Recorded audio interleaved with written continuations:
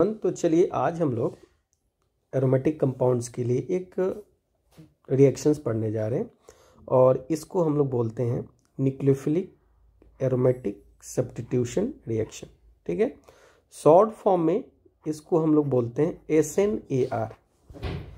तो देखिए इसमें होता क्या है कि मान लीजिए कि ये हमारे पास बेंजीन रिंग है और इससे ये एक ग्रुप अटैच है जिसको हम लोग बोल रहे हैं लिविंग ग्रुप। तो ऐसे केस में क्या होता है कि ये न्यूक्लियोफाइल आता है और इस पे अटैक करता है और इस लिविंग ग्रुप को बाहर निकाल के इसके पोजीशंस को एक्वायर कर लेता है और यहाँ पे न्यूक्लियोफाइल आके अटैच हो जाता है और लिविंग ग्रुप को यहाँ से सब्स्टिट्यूट करता है। इसी को हम लोग न्यूक्लियोफिलिक एरोमेटिक सब्स्टिट्यूशन रिएक्शंस बोलते हैं। लेकिन यहाँ पे एक कंडीशन देखिए क्या है कि हम जानते हैं कि जो बेंजीन है, ठीक है, बेंजीन के अंदर क्या है, इलेक्ट्रॉन डेंसिटी ज़्यादा है। मान लीजिए कि ये कोई लिविंग ग्रुप है, तो अगर यहाँ पे अगर न्यूक्लियोफाइल यहाँ से आके अटैक करेगा तो ये अटैक करना इजी नहीं होगा। क्यों नहीं होगा? क्योंकि यहाँ पे ऑलरेडी पहले से इलेक्ट्रॉन डेंसिटी ज़्यादा है और इसके पास भी इलेक्ट्रॉन डेंसिटी ज़्यादा है। तो ये जब इसको अप्रोच करेगा तो यहाँ पे ये रिपल्सन्स फील करेगा, चाहे ये इधर से अप्रोच करे चाहे ये इधर से अप्रोच करे, किधर से भी अप्रोच करेगा तो यहाँ पे ये रिपल्सन्स फील करेगा। और इसलिए ऐसे कंडीशंस में आपको न्यूक्लियोफिलिक सब्स्टिट्यूशन रिएक्शंस नहीं होगा। तो इसके लिए आपको क्या करना होगा? तो इसके लिए हमें यहाँ पे कुछ ऐसे ग्रुप लगाने पड़ेंगे। ठीक है, ऐसे यहाँ पे हमें कुछ ग्रुप्स को क्या करने पड़ेंगे, अटैच करने पड़ेंगे। और ये ग्रुप क्या करेंगे, ये ग्रुप ऐसे होंगे जो इलेक्ट्रॉन को क्या करेंगे, विड्रॉ करेंगे। ठीक है, तो अगर ये इलेक्ट्रॉन को विड्रॉ करेंगे वैसे कंडीशंस में यहाँ बेंजीन के अंदर इलेक्ट्रॉन डेंसिटी कम होगा और ये आसानी से यहाँ पे क्या होगा, अटैक करेगा। तो ऐसे केस में ये रिएक्शंस पॉसिबल है। ठीक है, तो आपको यहाँ पे आपको ये जान लेना है कि भाई जो न्यूक्लियोफिलिक एरोमेटिक सब्स्टिट्यूशन जो होना है, इस न्यूक्लियोफिलिक एरोमेटिक सब्स्टिट्यूशंस होने के लिए आपको क्या चाहिए। मतलब अगर हम यहाँ पे बात करें तो nucleophilic substitution aromatic substitution reactions होने के लिए आपको क्या होना चाहिए, तो कुछ कंडीशंस आपको यहाँ पे जानना होगा। ये होना चाहिए कि जो आप जेड अटैच कर रहे हैं, ये जो है, ये जेड जो ग्रुप है, ये आपको must be electron withdrawing group होना चाहिए। ठीक है, ये आपको क्या करना चाहिए कि इलेक्ट्रॉन को विड्रॉ करने वाला होना चाहिए। दूसरा कंडीशन अगर देखें तो जेड कितना होना चाहिए, तो देखिए यहाँ पे Z must be on ortho and para position. ठीक है, तो अगर ये ऑर्थो या पैरा पोजिशन या दोनों पोजिशंस पे अगर है तो वो रिएक्शंस बहुत अच्छे तरीके से होगा। एंड थर्ड अगर हम बात करें, थर्ड में हम क्या बात करेंगे कि आखिर ये क्या होना चाहिए, नंबर वाइज कितना होना चाहिए। तो एटलीस्ट अगर हम बात करें तो at least 1 Z must be present, 1 Z must be present on ortho and para position. ठीक है, एटलीस्ट एक होना चाहिए। और ये जो होना चाहिए वो कहाँ होना चाहिए, जो भी आपका लिविंग ग्रुप है उस लिविंग ग्रुप से आपको कहाँ होना चाहिए, ऑर्थो पे या पैरा पे होना चाहिए। तो यहाँ पे एक क्वेश्चन राइज हो रहा है कि क्या मेटा पे अगर ये ग्रुप हो तो क्या ये रिएक्शंस होगा कि नहीं होगा। तो देखिए मेटा पे अगर हो तो ये रिएक्शंस होगा, लेकिन उसका जो रेट होगा वो बहुत स्लो होगा। तो जो प्रेफरेबल कंडीशंस है वो कंडीशंस क्या है, ऑर्थो एंड पैरा कंडीशंस है। ऐसा हम लोग क्यों बोलते हैं, तो इसको हम लोग मैकेनिज्म के थ्रू इसको समझेंगे। तो देखिए अगर हम बात करें तो ये जेड क्या हो सकता है, लिविंग ग्रुप क्या हो सकता है और ये न्यूक्लियोफाइल क्या हो सकता है। तो इसको हम यहाँ पे देख सकते हैं, वेयर जेड क्या हो सकता है, NO2 ग्रुप हो सकता है, CN ग्रुप हो सकता है, कीटोन हो सकता है, एल्डिहाइड हो सकता है, फ्लोरीन, क्लोरीन, ब्रोमीन, ये सब हो सकते हैं। उसी तरीके से लिविंग ग्रुप क्या हो सकता है, fluorine, chlorine, bromine, iodine etcetera. और जो आपका न्यूक्लियोफाइल क्या हो सकता है, OH minus, OR minus, NH2 NH2, NH2 minus, CN minus, H2O। तो ये जो Z है, जो Lg है और जो आपका Nu है, वो आप इस तरीके से यहाँ से समझ सकते हैं। तो चलिए अब हम देखते हैं कि ये हमारे पास क्लोरोबेंजीन है और इस क्लोरोबेंजीन का अगर हम NaOH के साथ रिएक्शन कराते हैं, ठीक है, तो क्या ये रिएक्शन होगा या नहीं होगा। तो इसका आंसर है कि यहाँ पे रिएक्शंस नहीं होगा, नो रिएक्शन। ठीक है, क्यों रिएक्शन नहीं होगा, तो देखिए यहाँ पे कंडीशन देखते हैं। एक तो क्लोरीन जो होता है इसके पास लोन पेयर होने के चलते ये यहाँ पे अपने लोन पेयर को डोनेट करता है और डोनेट करने के चलते ये क्या करता है कि कार्बन के साथ एक डबल बॉन्ड बनाता है ना, डबल बॉन्ड कैरेक्टर आ जाता है किसके किसके बीच में, कार्बन और क्लोरीन के बीच में यहाँ पे डबल बॉन्ड कैरेक्टर आ जाता है। तो इस डबल बॉन्ड को के पास इलेक्ट्रॉन ज़्यादा है और यहाँ से जो हमारा आता है OH माइनस, इसके ऊपर भी इलेक्ट्रॉन है। तो जब ऐसे केस में इसके पास भी इलेक्ट्रॉन है और इसके पास भी इलेक्ट्रॉन है, तो जब ये यहाँ पे अप्रोच करेगा तो उस कंडीशंस में ये जो न्यूक्लियोफाइल है, ये न्यूक्लियोफाइल क्या फील करेगा, ये रिपल्सन फील करेगा। ठीक है, और रिपल्सन फील करने के चलते ये उसके ऊपर अटैक नहीं कर पाएगा। ठीक है, तो ये कंडीशन है कि ये रिएक्शंस आपका नहीं होगा। अब देखिए, अगर हमारे पास इस क्लोरोबेंजीन में हमने क्या किया है कि NO2 ग्रुप को ऑर्थो एंड पैरा पोजीशन पे हमने क्या किया है, अटैच किया है। और हम जानते हैं कि जो NO2 ग्रुप होता है ये कैसा होता है, इलेक्ट्रॉन विथड्रॉइंग ग्रुप होता है। तो ऐसा होने से अब क्या हुआ कि इस बेंजीन के अंदर इलेक्ट्रॉन डेंसिटी क्या हो रहा है, डिक्रीज हो रहा है। और डिक्रीज होने से यहाँ से जो आपका OH माइनस जो न्यूक्लियोफाइल है वो आके यहाँ पे आसानी से इसको अटैक करके और तब ये आसानी से यहाँ से बाहर निकल जाता है। तो ऐसे कंडीशंस में आपका रिएक्शंस होगा और ऐसे कंडीशंस में आपके पास जो प्रोडक्ट बनेगा वो प्रोडक्ट बनेगा आपका पिक्रिक एसिड। ठीक है, तो यहाँ पे कुछ इस तरीके का बनेगा। तो इसी को हम लोग क्या बोलते हैं, कॉमन नेम इसका है पिक्रिक एसिड।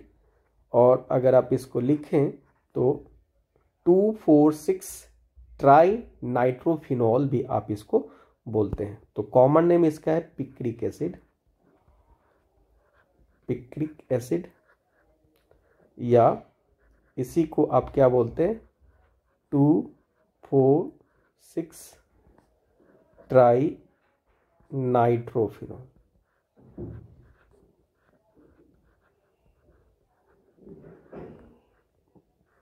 ठीक है, तो अगर हम देखें यहाँ कि जो SNAR है इसमें जो पॉसिबल मैकेनिज्म है वो क्या क्या हो सकता है, तो देखिए यहाँ पॉसिबल मैकेनिज्म SN2AR होगा। इसको बोलते हैं by molecular nucleophilic aromatic substitution reaction, या इसी को हम लोग क्या बोलते हैं, SNAE। SNAE क्यों बोलते हैं कि ये देखिए न्यूक्लियोफिलिक सब्स्टिट्यूशन तो है, लेकिन A का मतलब होता है एडिशन और E का मतलब होता है एलिमिनेशन। यानी इसमें देखिए पहले ये आके यहाँ पे O अटैच होगा, OH अटैच होगा और बाद में क्लोरीन यहाँ से क्या होगा, बाहर निकलेगा, इसलिए हम इसको SNAE बोलते हैं।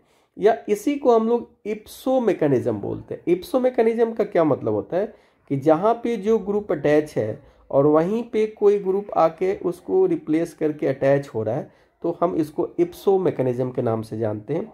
या दूसरा जो पॉसिबिलिटी है वो हो सकता है SN1AR। SN1 का मतलब होता है unimolecular nucleophilic aromatic substitution reaction, या इसको हम बोलते हैं एराइल केटायन मैकेनिज्म। ठीक है, तो आप क्या देखेंगे कि जब ये प्रोसीड होगा, वैसे केस में यहाँ पे इंटरमीडिएट आपको एराइल केटायन बनेगा, और जब ये प्रोसीड होगा तो यहाँ पे इंटरमीडिएट आपको कार्ब एनायन का फॉर्मेशंस होगा। उसको हम लोग मैकेनिज्म में देखेंगे। चलिए, तो इस रिएक्शंस को देखते हैं और इसके मैकेनिज्म को हम लोग समझते हैं। तो देखिए, यहाँ पे क्या होता है कि ये यहाँ पे अटैक करता है, और अटैक करने के चलते ये जो नेगेटिव चार्ज, ये जो पाई बॉन्ड है, ये यहाँ पे नेगेटिव चार्ज क्रिएट करता है। ठीक है, क्लियर है? तो आप यहाँ पे क्या देख रहे हैं कि जब ये रिएक्ट करेगा तो रिएक्शंस में आप क्या देख रहे हैं कि कुछ इस तरीके का फॉर्मेशन होता है। ठीक है, OH। ठीक है, और यहाँ पे देखिए आपके पास क्या बन रहा है, NO2, और यहाँ पे आपके पास है NO2, और यहाँ पे आपके पास है NO2। ठीक है, तो अगर आप देखें यहाँ पे, अगर मैं इसको इस तरीके से लिखूं, इसको मैं ऐसे लिखूं N डबल बॉन्ड O, और इस कोऑर्डिनेट बॉन्ड को अगर हम इसके ऊपर माइनस और ये प्लस, तो आप क्या देखेंगे कि ये बॉन्ड इधर की तरफ शिफ्ट होगा, और ये बॉन्ड किधर शिफ्ट होगा, इधर की तरफ शिफ्ट होगा। तो आपको यहाँ पे क्या मिलेगा, तो आपको यहाँ पे कुछ इस तरीके का मिलेगा, ये माइनस हो जाएगा, ये भी आपको माइनस हो जाएगा, और ये आपको डबल बॉन्ड, ठीक है, इसके ऊपर प्लस है, और इस तरीके का आपको कॉम्प्लेक्स बनता है। इसको हम लोग M कॉम्प्लेक्स के नाम से जानते हैं, मेजेनमर कॉम्प्लेक्स इसको हम लोग बोलते हैं, जो कि कलर्ड होता है। ठीक है, अब देखिए इसके बारे में समझिए, यानी आप क्या देख रहे हैं कि नेगेटिव चार्ज कहाँ पे आके क्रिएट हो रहा है, तो ऑर्थो पोजीशन पे क्रिएट हुआ। ठीक है, अब इसका आप रेजोनेटिंग स्ट्रक्चर लिखिए, तो अगर आप इसका रेजोनेटिंग स्ट्रक्चर लिखते हैं तो फिर ये इधर आएगा, ठीक है, और फिर ये इधर चलेगा। अब मैं यहाँ पे इस वाले को क्या कर रहा हूँ, इस वाले को मैं डबल बॉन्ड लगा के ऐसे लिख रहा हूँ, और ये आपका नेगेटिव रहेगा ऐसा, तो ये वाला बॉन्ड भी इधर की तरफ शिफ्ट होगा। ठीक है, तो आप यहाँ पे क्या देखिएगा कि इसका जो रेजोनेटिंग स्ट्रक्चर है वो कुछ इस तरीके से बनेगा। ठीक है, ये आपका हो जाएगा NO2। ठीक है, अब डबल बॉन्ड यहाँ आ गया, यहाँ डबल बॉन्ड हो गया N के पास, और यहाँ पे O नेगेटिव हो गया, और ये आपका क्या हो गया जी, O नेगेटिव हो गया। यहाँ पे इस बात को ध्यान रखिए कि इसमें से भी कोई बॉन्ड इधर की तरफ चलेगा। ठीक है, और फिर आपके पास जो बॉन्ड है वो यहाँ है, इसके पास क्या है जी, NO2 है, और यहाँ पे आपके पास Cl है, और आपके पास क्या है, OH। ठीक है, फिर आप यहाँ पे क्या देख रहे हैं कि जो भी नेगेटिव चार्ज था वो नेगेटिव चार्ज फिर यहाँ पे आ गया। ठीक है, अब फिर आप दूसरे केस में क्या देखते हैं, तो दूसरे केस में आप देखेंगे कि ये इधर की तरफ जाएगा, फिर ये इधर की तरफ जाएगा, और ये वाला यहाँ पे शिफ्ट होगा। तो यहाँ पे जो इसका रेजोनेटिंग स्ट्रक्चर बनेगा वो कुछ इस तरीके से बनेगा। देखिए, ये आपका हो गया NO2, ये आपका हो गया NO2,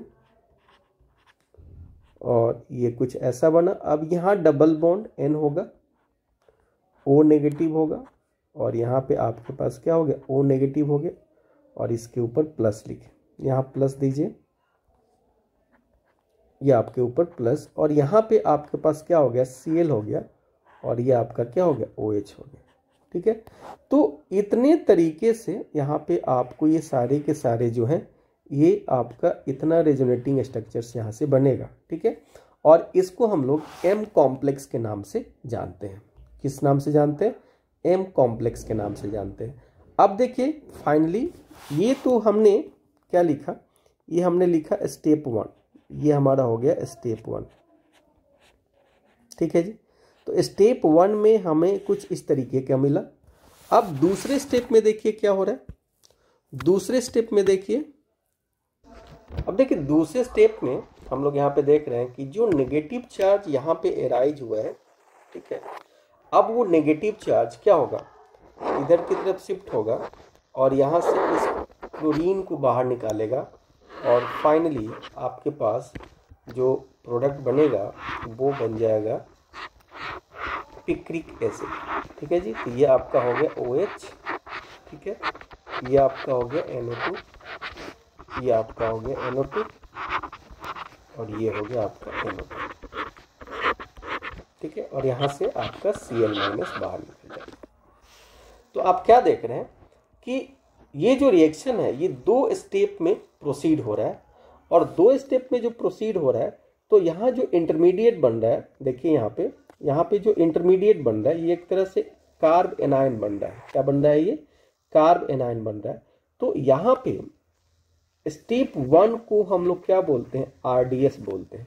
क्या बोलते हैं हम लोग, RDS बोलते हैं। यानी इसका रेट जो है वो डिसाइड किया जाएगा फर्स्ट स्टेप से। ठीक है, तो अगर हम इसके बारे में कंप्लीट इंफॉर्मेशन दें तो वहाँ से हमें पता चल जाएगा कि ये SNAR जो है ये किस तरीके का रिएक्शन है। देखिए, तो यहाँ पे अगर मैं इसका रेट लिखूँगा तो रेट किस पे डिपेंड करेगा, तो इस न्यूक्लियोफाइल के कंसंट्रेशन पे और इसकी कंसंट्रेशन पे डिपेंड करेगा। तो इनका ऑर्डर अगर हम मॉलिक्युलरिटी निकालेंगे तो मॉलिक्युलरिटी इसका कितना हो जाएगा, 2 हो जाएगा।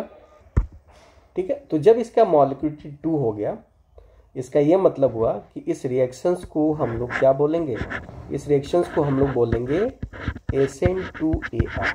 ठीक है, अब देखिए इस रिएक्शन में क्या हो रहा है, पहले ये न्यूक्लियोफाइल आके ऐड हो रहा है और फिर यहाँ से Cl बाहर निकल रहा है, इसलिए इस रिएक्शंस को हम लोग SNAE के नाम से भी हम लोग जानते हैं।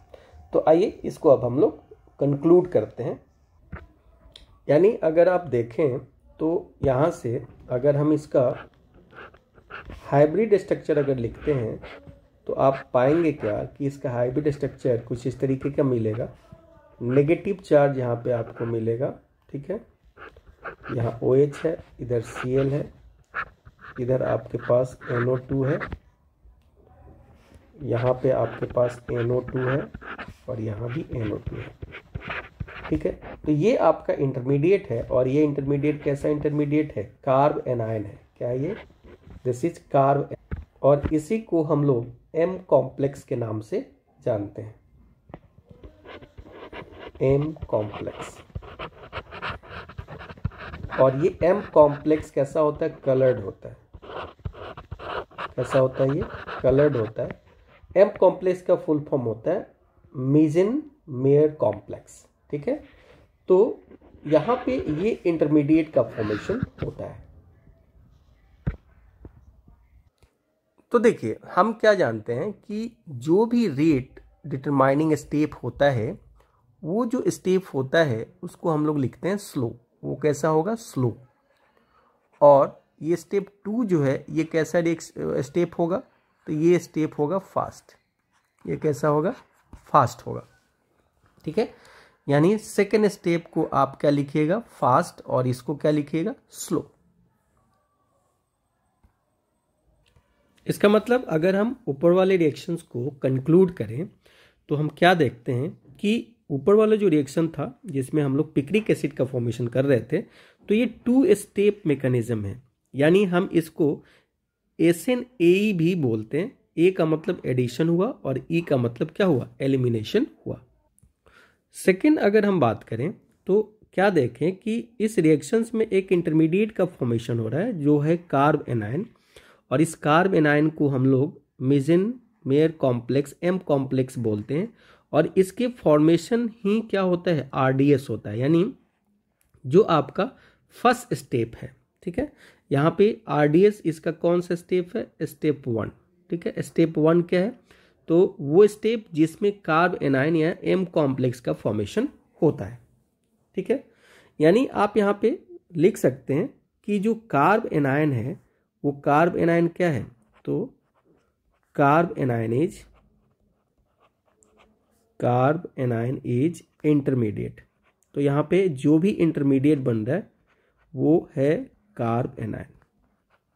ठीक है, और देखिए जब कार्ब एनायन का फॉर्मेशन हो रहा है तो उसको स्टेबल करने के लिए उसमें जितना ज़्यादा इलेक्ट्रॉन विड्रॉइंग ग्रुप आएंगे वो उतना ही ज़्यादा स्टेबल होगा।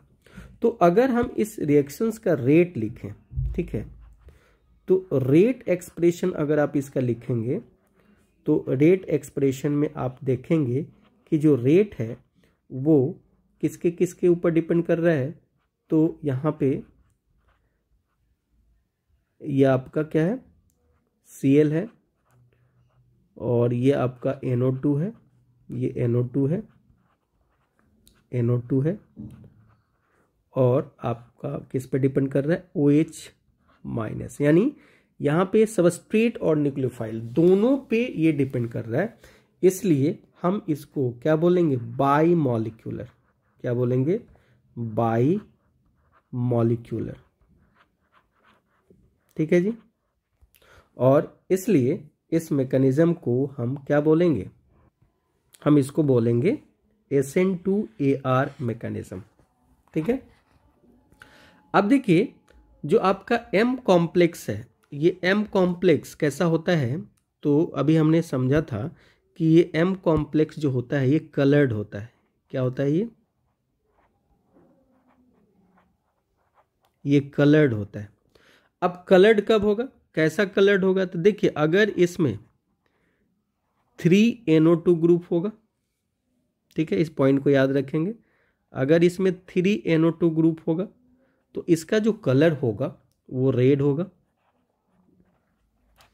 अगर इसमें 2NO2 ग्रुप होगा तो इसका कलर पर्पल होगा, और अगर इसमें 1NO2 ग्रुप होगा तो इसका कलर येलो होगा, ठीक है, RPY है ना। तो इस तरीके से आप इसका कलर समझ सकते हैं। अब यहाँ पे कुछ और इम्पॉर्टेंट पॉइंट है, उसको हम लोग डिस्कस करेंगे।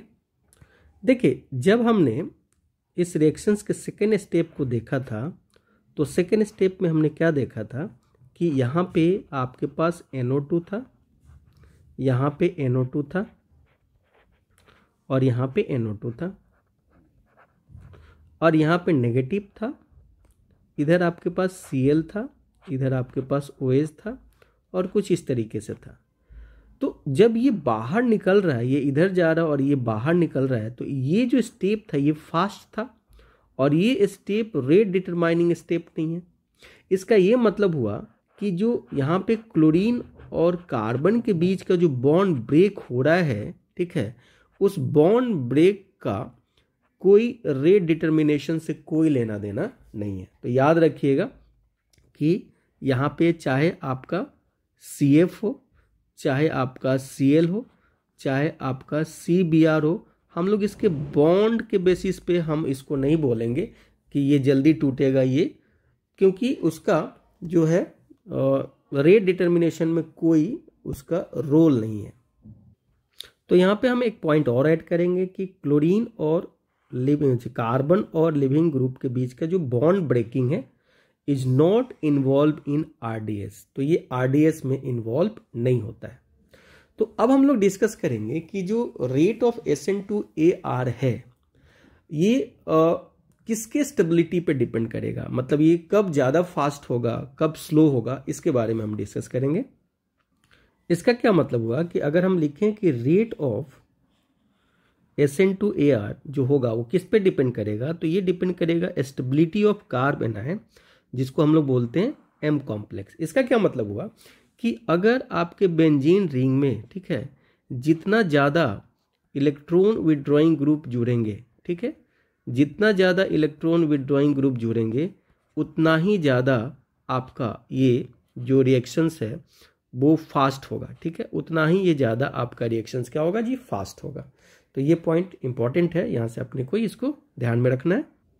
तो देखिए अब हम लोग यहाँ पे बात करेंगे कि जो स्टेबिलिटी ऑफ M कॉम्प्लेक्स है, कार्बन आयन है, ये कैसे स्टेबलाइज होगा। तो यहाँ पे दो फैक्टर काम करेंगे, एक तो stabilize by EWG group present at ortho and para, और दूसरा -I इफेक्ट ऑफ LG, यानी लिविंग ग्रुप का -I इफेक्ट भी इसको स्टेबलाइज करने में हेल्प करेगा।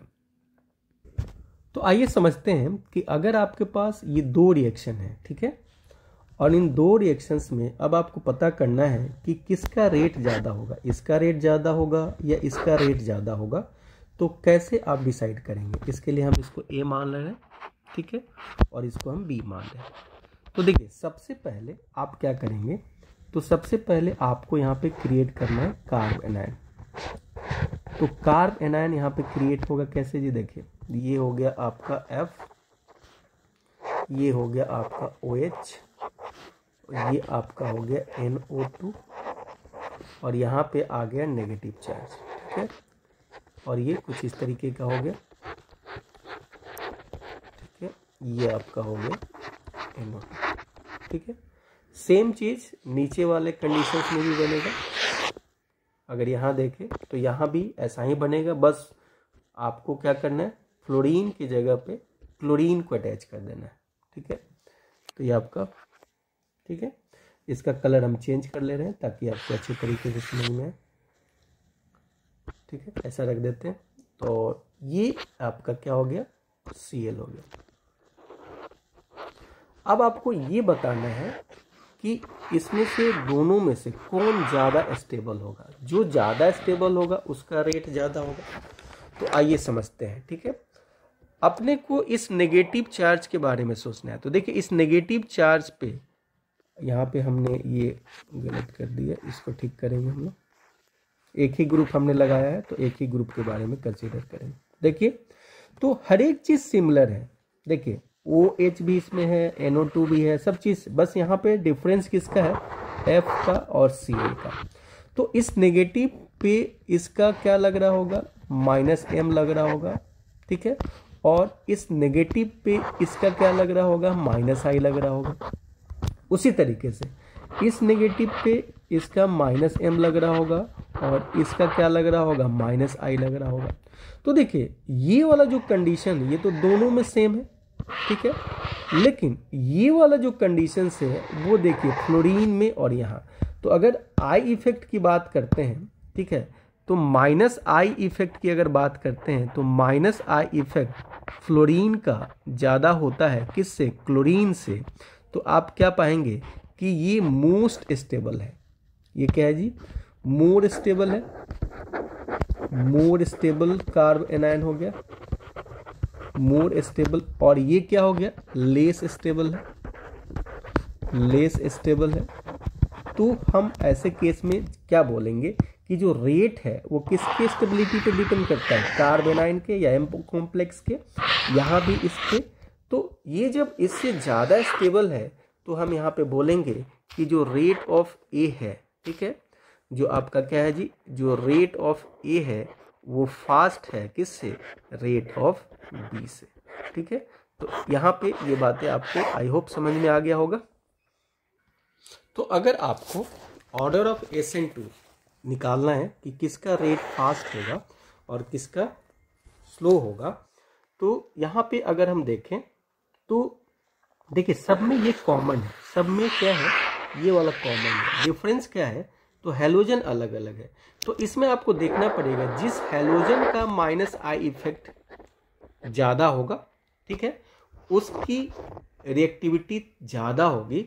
तो इस केस में अगर हम देखें तो इस केस में सबसे ज़्यादा रिएक्टिव ये होगा, फिर ये होगा और लास्ट में आपका ये होगा, ठीक है। अब देखिए सेम ऐसा ही कंडीशन है। अगर आपका ये वाला केस होगा तो आपको देखिए कॉमन, जो कॉमन है उसको बाहर निकाल दीजिए, ठीक है, क्योंकि एनायन दो ग्रुप से स्टेबलाइज होता है कार्ब एनायन, एक तो EWG से और -I इफेक्ट से। तो सबसे ज़्यादा ये होगा, फिर ये होगा और ये होगा। इसी तरीके से अगर नंबर ऑफ NO2 अगर बढ़ता जाएगा तो भी रिएक्टिविटी आपका क्या होता जाएगा, इंक्रीज होता जाएगा।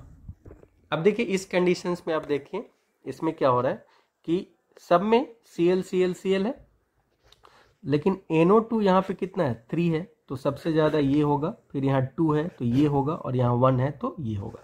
तो इस तरीके से हम लोग ऑर्डर ऑफ SN2 का जो रेट है वो हम लोग डिसाइड कर सकते हैं कि किस में फास्ट होगा और किस में स्लो होगा, with the help of EWG group और -I इफेक्ट ग्रुप। तो देखिए अगर हम इसका पोटेंशियल एनर्जी डायग्राम लिखें तो देखिए कुछ इस तरीके से होता है, 2 स्टेप में होता है। यहाँ पे M कॉम्प्लेक्स का फॉर्मेशन होता है, ठीक है। तो यहाँ पे ये रिएक्टेंट है और ये प्रोडक्ट है, ठीक है। तो ये इस तरीके से आप इसका लिख सकते हैं, ये रिएक्टेंट है, ये आपका प्रोडक्ट है, ये आपका M कॉम्प्लेक्स है, ठीक है। तो ये इसका पोटेंशियल एनर्जी डायग्राम है। तो चलिए अगर हम देखें कि इसका रिएक्शंस अगर हम सिंपल पानी के साथ कराते हैं, वाटर के साथ, तो देखिए रिएक्शंस ये वाला बाहर निकलता है और यहाँ से क्या आ जाता है, OH माइनस आ जाता है, तो ये प्रोडक्ट आपका बन जाता है। उसी तरीके से अगर हम फ्लोरीन के जगह पे कोई दूसरा ग्रुप अटैच कर दें, जैसे मान लीजिए कि इसके जगह पे हम क्लोरीन लगा देते हैं, ठीक है। तो अगर इसके जगह पे क्लोरीन लगाते हैं और इसको वाटर के साथ रिएक्ट करते हैं, तब भी आपका प्रोडक्ट क्या होगा, यही बनेगा, ठीक है। अगर इसके जगह पे हम क्या करते हैं, ब्रोमीन लगा देते हैं, तो भी आपका जो प्रोडक्ट होगा वो यही बनेगा, ठीक है। बस रेट अलग अलग होता जाएगा, ठीक है, ये ध्यान रखेंगे, रेट अलग अलग होगा, ठीक है। रेट किसका ज़्यादा होगा खुद आप लिख सकते हैं यहाँ से। रेट डिसाइड करने के लिए आपको कार्ब एनायन का क्या करना पड़ेगा, स्टेबिलिटी चेक करना पड़ेगा। उसी तरीके से अगर आपके पास मान लीजिए कि फ्लोरीन की जगह पे हम आयोडीन कर दें, ठीक है, इसके जगह पे मैं क्या कर दूं, आयोडीन कर दूं, तो क्या होगा, यहाँ से ये बाहर निकलेगा, ठीक है, और यहाँ से ये बाहर निकलेगा और यहाँ से OH आके अटैच होगा, तो ये पिक्रिक एसिड का फॉर्मेशन आपका होगा। उसी तरीके से अगर आप यहाँ पे क्या कर दें, जैसे मान लीजिए कि हम यहाँ पे इसको यहाँ पे मैं I लिख दूं, ठीक है, तब भी ऐसे केस में यही रिएक्शंस आपका होगा। अब देखिए अगर हम सिर्फ एक NO2 ले लें, ठीक है, ऑर्थो पोजीशन पे, ठीक है, तो वैसे केस में भी आपका ये प्रोडक्ट का फॉर्मेशंस होगा। लेकिन अगर यही रिएक्शंस कुछ ऐसे कराया जाए, ठीक है, अगर इसी रिएक्शंस को मैं ऐसे लिखूं, ये सारे ग्रुप को हटा देता हूं, ठीक है, और यहाँ पे मैं I लिख देता हूं, ठीक है, और उसी तरीके से जब ये रिएक्शंस होगा तो अब इसके ऑर्थो एंड पैरा पोजीशन पे कोई इलेक्ट्रॉन विड्रॉइंग ग्रुप नहीं है, इसलिए यहाँ पे ये रिएक्शंस नहीं होगा, ठीक है। नेक्स्ट देखिए, अगर आपके पास कुछ इस तरीके का केस हो जाए, ठीक है, यहाँ पे आपके पास Cl है, यहाँ पे आपके पास Cl है, यहाँ पे आपके पास Cl है और यहाँ पे आपके पास Cl है, और इसका रिएक्शंस अगर आप किसके साथ करा देते हैं, NaOH के साथ करा देते हैं, ठीक है। तो देखिए ऐसे केस में कौन बाहर निकलेगा, तो देखिए ये ऐसा पॉइंट है जहाँ पे इसका ऑर्थो भी लग रहा है और इसका पैरा पोजीशन भी लग रहा है, तो ऐसे केस में ये बाहर निकल जाता है, ठीक है। तो जो ऑर्थो एंड पैरा पोजीशन पे होता है उसको आप बाहर निकाल दीजिए, या और यहाँ से इस तरीके से आपका ये बन जाएगा। देखिए उसी तरीके से अगर आपके पास कुछ इस तरीके का केस हो, मान लीजिए आपके पास फ्लोरीन है, क्लोरीन है और यहाँ पे NO2 ग्रुप है, ठीक है। अब इसका रिएक्शन अगर आप NaOH के साथ करा रहे हैं तो देखिए अब कौन बाहर निकलेगा, तो देखिए जो लिविंग ग्रुप का -I इफेक्ट ज़्यादा होता है वो बाहर निकलता है, तो इन दोनों में इसका -I इफेक्ट ज़्यादा है और ये ऑर्थो पोजीशन पे है, तो ऑर्थो वाला ज़्यादा प्रिफरेबल होता है बाहर निकलने में। तो इस तरीके से ये आपका यहाँ पे OH हो गया और ये आपका NO2 हो गया और ये आपका Cl हो गया, ठीक है। अच्छा देखिए अगर हम NaOH की जगह पे मान लीजिए यहाँ पे Cl ले लिया, यहाँ पे हमने NO2 ले लिया और यहाँ पे हमने NO2 ले लिया, और अब हम इसको हाइड्रोजन के साथ रिएक्शन करा रहे हैं, NH2 NH2, ठीक है। तो प्रोडक्ट क्या बनेगा, तो प्रोडक्ट कुछ इस तरीके से बनेगा, ये बन जाएगा NH, ये बन जाएगा NH2, ये आपका NO2 और ये आपका NO2। ठीक है जी, क्लियर है पॉइंट। अब देखिए, अब अपने पास एक केस है, उसमें देखते हैं हम लोग। जैसे मान लीजिए कि आपके पास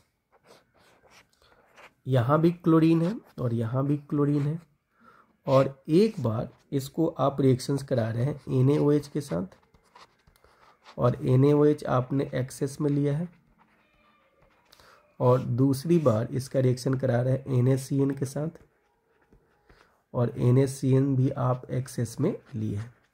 तो देखिए, पहले स्टेप में अगर देखेंगे तो यहाँ पे क्या बनेगा, ये OH हो जाएगा और यहाँ पे Cl। अब देखिए, यहाँ पे जो ये OH जो ग्रुप है ये +M ग्रुप है, इसलिए फर्दर रिएक्शन पॉसिबल नहीं है। लेकिन इसके वाले केस में अगर हम देखें तो इसके वाले केस में आप क्या देख रहे हैं कि CN बनेगा और फिर Cl बनेगा, और ये ग्रुप जो होता है माइनस होता है, इसलिए फिर आगे प्रोसीड हो जाएगा, क्योंकि CN जो है वो एक्सेस में है, तो यहाँ भी CN हो जाएगा और यहाँ भी CN हो जाएगा। तो ये मेजर प्रोडक्ट यहाँ पे आपका होगा। देखिए इसमें क्या होने वाला है, इस रिएक्शंस में देखिए क्या होगा कि मेटल के होने से, देखिए ये मेटल क्या करेगा, इसके हाइड्रोजन को बाहर निकालेगा। ठीक है, तो जब इसके हाइड्रोजन को बाहर निकालेगा तो इसके ऊपर क्या आ जाएगा, माइनस। ठीक है, अब ये इसके ऊपर अटैक करेगा और इसको बाहर निकालेगा, तो क्या प्रोडक्ट बन गया,